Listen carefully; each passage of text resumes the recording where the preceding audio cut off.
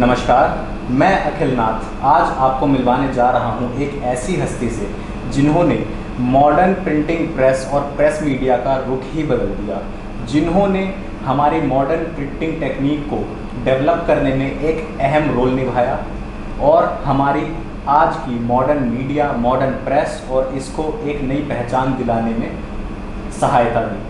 इन्होंने अपना योगदान हमारे देश को ना केवल अपनी जवानी में बल्कि आज तक निभाते आ रहे हैं। हमारे देश में जो यंग जनरेशन है उनको इनसे प्रेरणा लेनी चाहिए, इनको अपनी मिसाल के तौर पर कायम रखना चाहिए और इनसे सीख लेनी चाहिए कि आज हम अपनी छोटे छोटे स्ट्रगल से जो निराश होते हैं उनसे ना डरकर हमें इनसे प्रेरणा लें और हम अपने जीवन को और मजबूती से अपने जीवन की परेशानियों से लड़ें और ज़्यादा अपने आप को बढ़ावा दें और हमारी सभी परेशानियों से उठकर हम खड़े हों और सक्सेसफुल हों। है represent to you Girish Chandra Sharma, जिन्होंने भेदी नज़र न्यूज़पेपर के साथ साथ गरिमा प्रिंटिंग प्रेस और पूरे मॉडर्न प्रिंटिंग मीडिया को आज की पहचान दिलाई है। नमस्कार सर। नमस्कार सर, जैसा मैंने आपके बारे में बताया कि आप प्रिंटिंग मीडिया से अपने जवानी के दिनों से ही प्रभावित रहे, जुड़े रहे, उसके बाद आपने मॉडर्न प्रिंटिंग प्रेस को फॉर्म करने में जो अपना योगदान निभाया है, सर उसके बारे में आप कुछ बताएं हमारी जनता को। 1975 में मैंने बीटेक किया मैकेनिकल से और उसके बाद से ही मैं प्रिंट मीडिया में दाखिल हुआ। जब यहाँ पर उस समय चेंडर प्रेस चलती थी, एक एक पेपर रखा जाता था, उसको फिर वो प्रिंटिंग होती थी जिसको लेटर प्रेस बोलते थे जी। उसके बाद वो सीट फेड में कन्वर्ट हुआ। सीट फेड के बाद जब सबसे ज़्यादा जो मॉडर्न मशीनरी आई है वो हम इंडिया में लेके आए हैं 1977 में जी। 1977 में ये टेक्नोलॉजी गॉस की थी। गॉस अमेरिकन एक कंपनी है शिकागो में, वहाँ पर ये कंपनी है। वो ये कंपनी ये मशीन बनाती थी, इंडिया में कोई भी नहीं, उसका कोई भी नहीं बनती थी जी। 1977 में हमको, जब जिस कंपनी में मैं सर्विस करता था as a quality control manager, मेरे को शिकागो भेजा गया 3 महीने के लिए। वो कंपनी क्या थी? वो कंपनी एशिया की आफ्टर सेल सर्विसिंग करती थी गॉस की। गॉस कंपनी जो थी उसकी मशीनरी पूरे एशिया में इंस्टॉल करती थी, बेचती थी और इंस्टॉल करती थी और उसकी मेंटेनेंस करती थी। ये उसका काम था। 75 में वो कॉन्ट्रैक्ट ख़त्म हो गया। फिर हमारे जो ऑनर थे उस कंपनी के, प्रिंटर्स हाउस नाम है, आज भी है वो कंपनी, सबसे बड़ी इंडिया की सबसे बड़ी कंपनी है। उन्होंने हमको बोला कि भाई हम अब ये मशीन खुद ही क्यों ना इंडिया में डेवलप करें। हमने कहा बिल्कुल कर सकते हैं, इसमें कोई प्रॉब्लम नहीं है। तो उन्होंने हमको शिकागो भेजा। शिकागो में मैं 3 महीने रहा, वहाँ का सारा सब कुछ देखा कि कैसे मशीन बनती है और कैसे कैसे इसका क्वालिटी कंट्रोलिंग होती है, सब कुछ उनका पूरा नेटवर्क हमने सारा सब चेक किया और देख करके हम आए और यहाँ पर हमने ये मशीन डेवलप की। पहली मशीन हमने इंडिया की सबसे बड़ी प्रेस जो है आज थॉमसन प्रेस, उसमें लगाई डेवलप करके। आज भी वो मशीन चल रही है जी। और उसके बाद फिर यहाँ डेवलप होती गई और आज की डेट में मेरे ख्याल से इंडिया में ऐसा कोई भी प्रेस नहीं होगा जहाँ पर ये मशीन ना लगी हो। बेसिकली ये न्यूज़पेपर और बल्क प्रोडक्शन के लिए जानी जाती है। न्यूज़पेपर है, बुक्स है, मैगजीन्स है, इसकी प्रोडक्शन के लिए ये मशीन बहुत ही इकोनॉमिक भी है और फास्ट डेवलपिंग, मतलब जो है फास्ट प्रिंटिंग भी है इसकी। तो इस तरीके से मैं 91 तक उस फर्म में रहा। 91 में हमने वो फर्म छोड़ दी और हमने अपना काम शुरू किया इसी मशीन का। यही मशीन हमने 91 में अपनी बनाई गरिमा नाम से। उसके बाद हमने करीब 1200 मशीन ऑल ओवर इंडिया लगाई, बड़े बड़े अखबारों में, जिसमें आपके जागरण है, आपका ये क्या नाम, राजस्थान पत्रिका है, आपका ये अजीत है, आपका ये पंजाब केसरी है, आपका ये क्या बोलते हैं, बड़े बड़े अखबार और बहुत से हैं, 1200 अखबार करीब, उनमें सभी में लगाया और बड़ी अच्छी तरीके से ये हमने 2018 तक चलाया। इसी के साथ साथ हमारे पिताजी फ्रीडम फाइटर्स भी थे और 11 साल उन्होंने नेहरू जी, गांधी जी, लाल बहादुर शास्त्री जी के साथ जेल में रहे।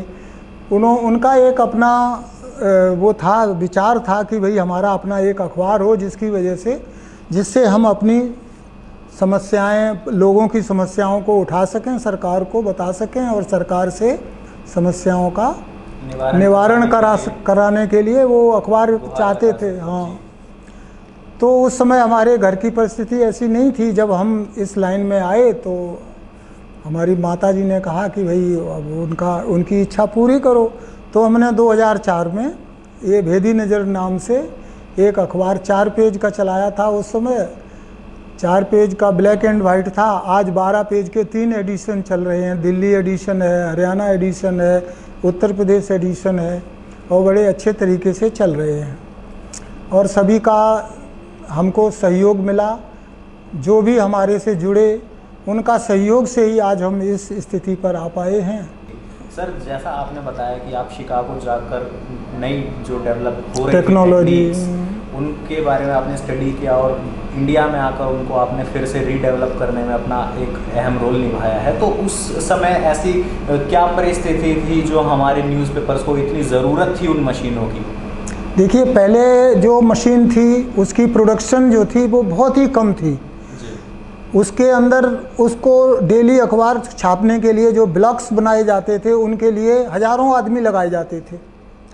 एक न्यूज़पेपर जो बड़ा हो चाहे छोटा हो, मीडियम हो, उसके लिए कम से कम 100 आदमी लगते थे। एक एक लेटर को आप पता, जैसे उल्टे लेटर होते थे, नेगेटिव, जस्ट लाइक अ टाइपराइटर, करेक्ट, वो उसमें लगाए जाते थे। फिर वो ब्लॉक बनता था, फिर वो ब्लॉक मशीन में लगाया जाता था, फिर उससे प्रिंटिंग होती थी और प्रिंटिंग की भी जो कैपेसिटी थी वो मैक्सिमम 2-3 हज़ार से ज़्यादा नहीं हो सकती थी, चाहे सारी रात भर लगे रहो आप।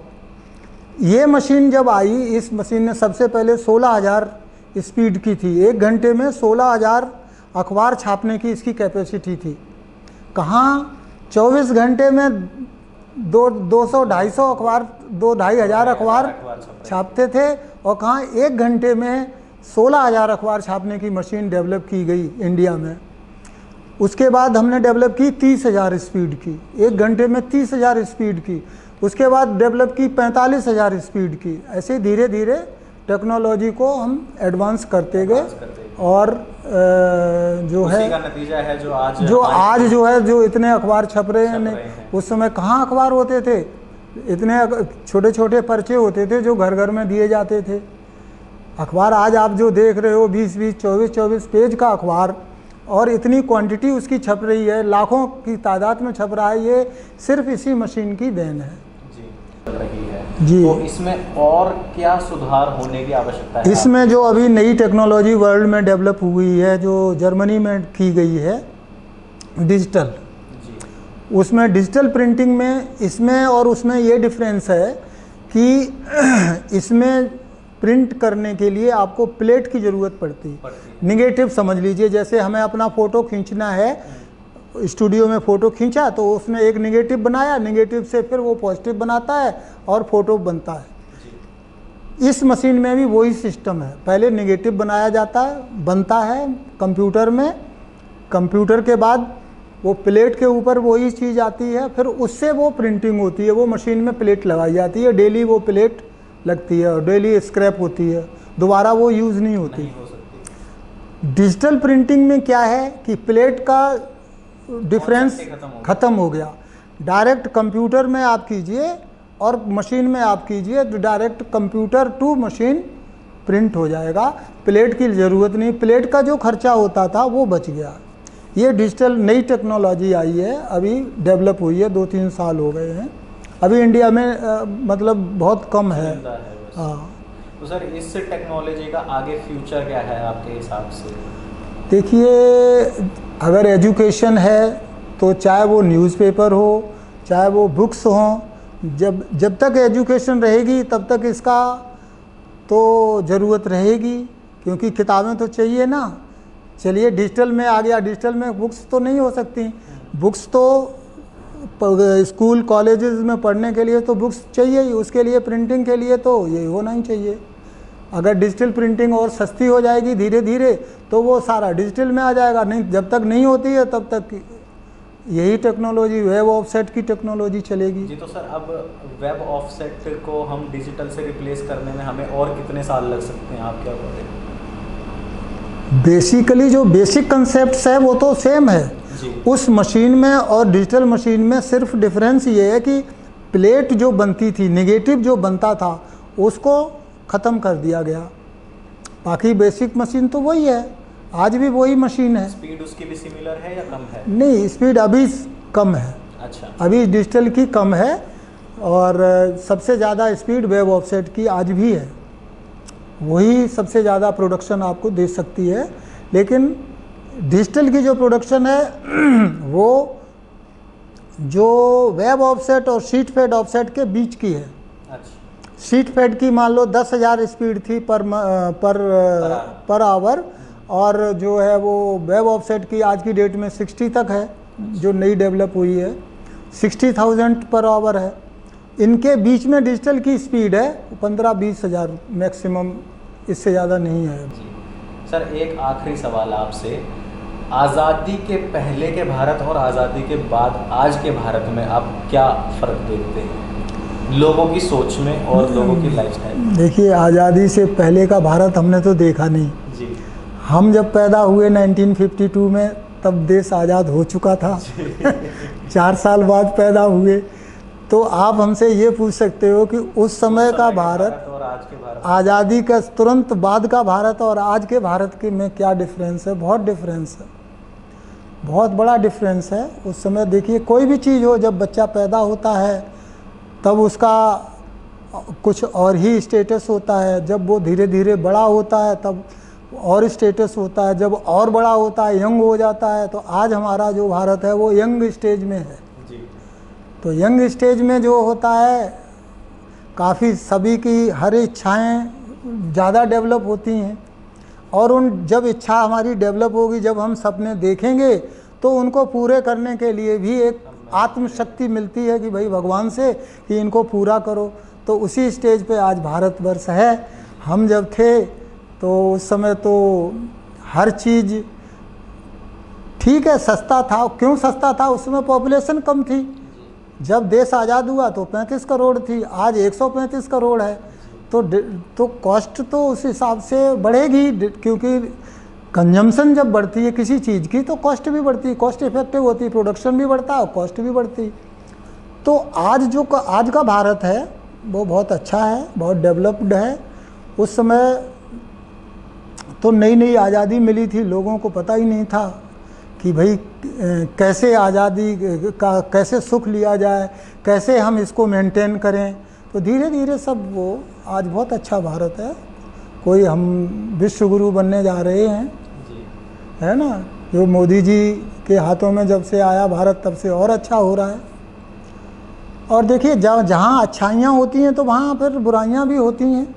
लोगों को जो पॉजिटिव नेचर के हैं वो हमेशा पॉजिटिविटी देखेंगे, जो नेगेटिविटी नेचर के हैं उनको हमेशा नेगेटिव ही नज़र आएगा हर एक चीज़ में, कि जो मोदी कर रहे हैं भाई ये तो गलत कर रहे हैं। ये हर एक क्रिटिसाइज तो राम के टाइम में भी होता था है ना, राम के टाइम में भी सीता के ऊपर जो है वो लगा दिया था। उस समय तो राम राज्य था, आज राम राज्य तो नहीं है। श्री कृष्ण के टाइम में भी होता था, सब ऐसे ही है।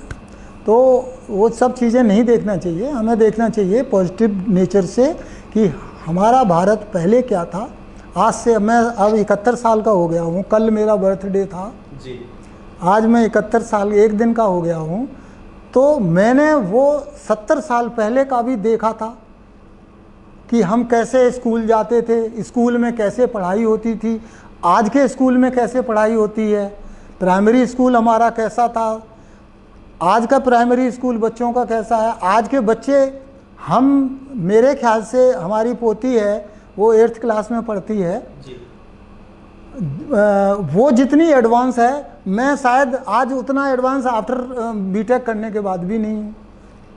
ठीक है ना, क्योंकि उस समय कुछ इतना ऐसा था ही नहीं, सिस्टम ही नहीं थे ऐसे। आजकल जो जितना सिस्टम एडवांस हुए हैं उसकी वजह से जो बच्चे एडवांस जो हो रहे हैं, छोटे छोटे बच्चे, ब्रेन डेवलपमेंट काफ़ी बड़ा है, बहुत ज़्यादा हो रहा है।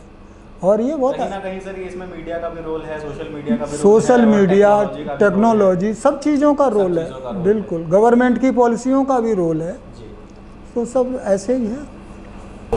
इसी कड़ी में सर आपको उन्नत भारत सेवाश्री अवार्ड, जो आपका इतना अभूतपूर्व योगदान रहा है प्रिंटिंग प्रेस में, और आपने इतना जो हमारे देश को सेवा दी है मीडिया के क्षेत्र में, उसके लिए आपको पत्रकारिता रत्न से आपको जो नवाजा जाएगा, उसके बारे में सर आपका क्या कहना है? जो आपकी संस्था जो अवार्ड दे रही है उसके लिए बहुत ही तहे दिल से आभारी हूँ मैं।